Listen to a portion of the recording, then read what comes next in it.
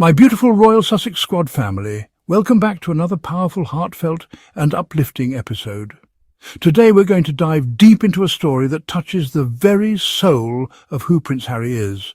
A story that embodies the spirit of kindness, love and compassion that he carries forward every single day. We're talking about the final birthday of the late, great Princess Diana, the people's princess.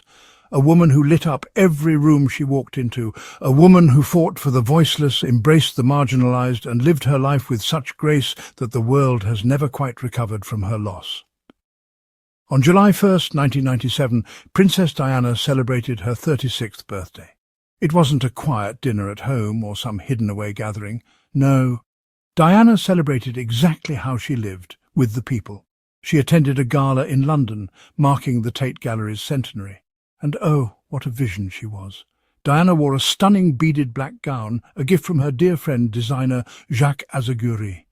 She paired it with a sparkling green choker and matching earrings that made her shine brighter than any diamond in that room. But let's pause for a second, because this is where we see the pure essence of Diana. She didn't just arrive in a fancy gown and sweep past the waiting crowds like so many royals might. She stepped out and took the time to greet everyone waiting for her, to hold hands, to accept cards, flowers, and even a small pink balloon with a cartoon bear on it. She didn't see barriers. She saw people. She saw humanity. Her brother Charles Spencer once said Diana had a genius for people. Isn't that the perfect way to describe her? Whether someone was powerful or humble, she made them feel seen, valued and loved. And this, my dear listeners and viewers, is exactly where we see the deep, unbreakable connection to her beloved son, Prince Harry. Now some people, some petty, miserable voices in the British tabloid media and those sad little social media trolls, love to twist stories about Harry and Meghan. They love to spread venom because they can't handle the brightness of their light. But guess what? That light is Diana's light, burning through Harry, guiding him, protecting him and inspiring him to continue her mission of love and service. In that final summer of 1997, Diana was unstoppable. She travelled to the US, gave a speech at a Red Cross gala supporting victims of landmines and met none other than Hillary Clinton. She then travelled to Bosnia to work with the landmine campaign, putting herself in danger to save others, to bring awareness to the plight of those living among hidden killers beneath their feet. She even found time to enjoy moments of happiness, vacationing in St. Tropez with her two precious boys, William and Harry, and her boyfriend Dodi Al-Fayed. Those moments were full of laughter, hugs and love. A mother savouring every moment with her children because deep down she knew life was fragile. And then tragedy struck.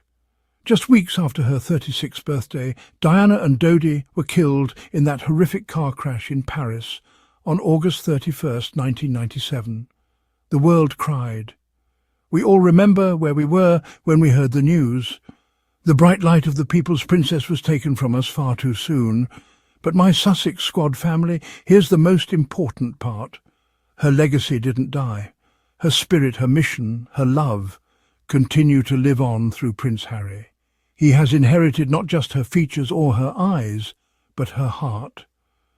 In an exclusive interview with People magazine in April 2022, Harry said, "I honour my mother in everything I do. I am my mother's son." And that's exactly what we see every single day. Look at Invictus. Look at his work with Centobale. Look at his dedication to mental health, to veterans, to children, to equity. Harry is not some spoiled royal running away from duties. He is a man continuing his mother's work, a man who looked at a system that destroyed his mother and said, "Not my wife, not my children, not my family." And oh, how they hate him for that. The same cruel tabloid machine that hounded Diana to her death now turns its poison on Harry and Meghan. They call them names, accuse them of betrayal, and try to diminish their achievements. But let me tell you something. These are not criticisms born out of truth. They are desperate screams from a dying old guard, terrified of change, terrified of love, terrified of a world where kindness is power. Harry and Meghan have shown time and time again that they will not bow to that hate. Meghan, with her unwavering grace and compassion, stands by Harry's side, strengthening him just as he strengthens her. She's not some outsider.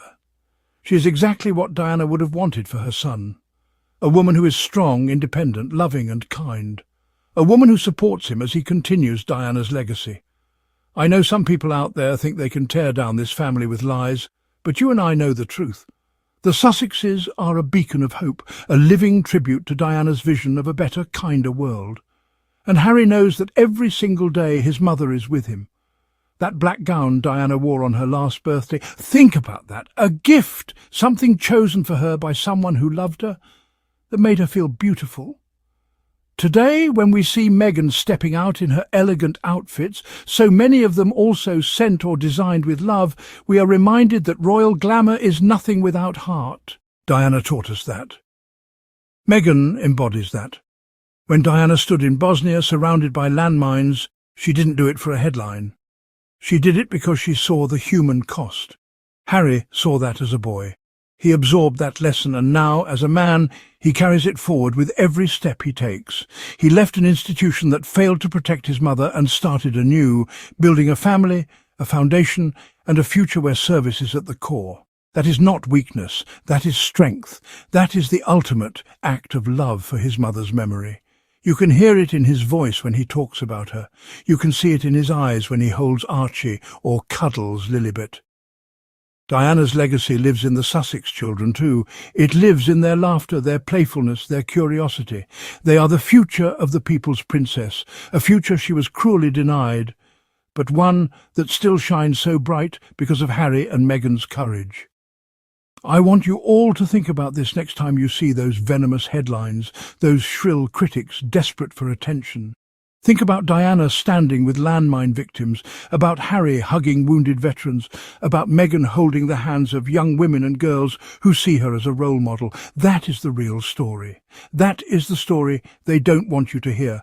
But here at the Royal Sussex Squad, we don't just hear it. We amplify it. We celebrate it. We live it. My dear Squad family, as we celebrate what would have been Diana's 63rd birthday this week, let's remember that we have the power to keep her spirit alive. Every time we support Harry and Meghan, every time we stand up against hate, every time we choose love and compassion over cruelty, we are honouring her. So I invite you now, drop a comment below telling me how Diana inspired you, how Harry and Meghan inspire you today. Share this video far and wide.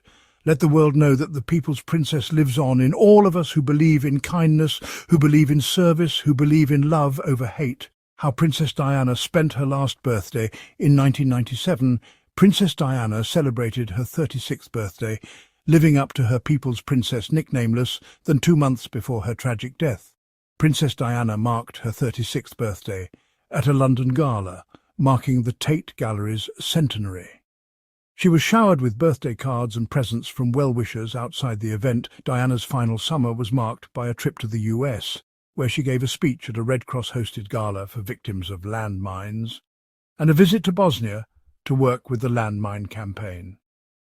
Just 2 months before a tragic car accident took Princess Diana's life, she spent her final birthday at a gala, but not without taking some time to meet her fans. The late royal celebrated her 36th birthday on July 1st, 1997, in style, attending a gala held in honour of the Tate Gallery's centenary in London.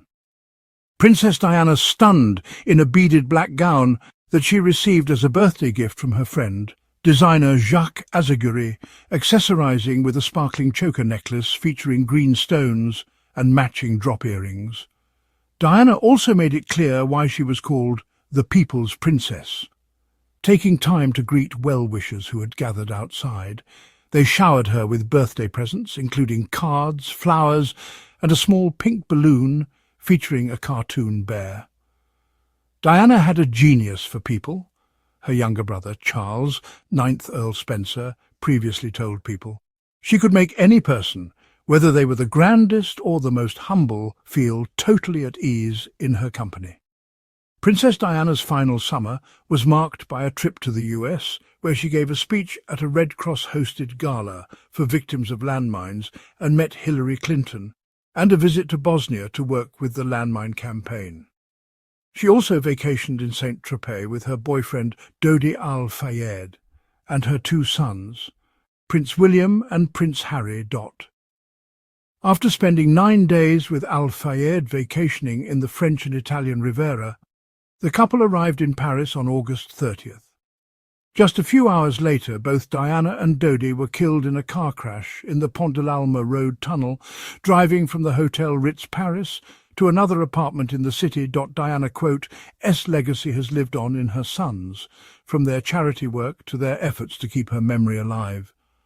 I certainly hope and believe everything I do makes her proud," Prince Harry told People exclusively in April 2022. "In the 12 short years I was lucky enough to have with her, I saw and felt the energy and lift she got from helping others, no matter their background, ailment or status. Her life and theirs was better for it, however short theirs or hers was."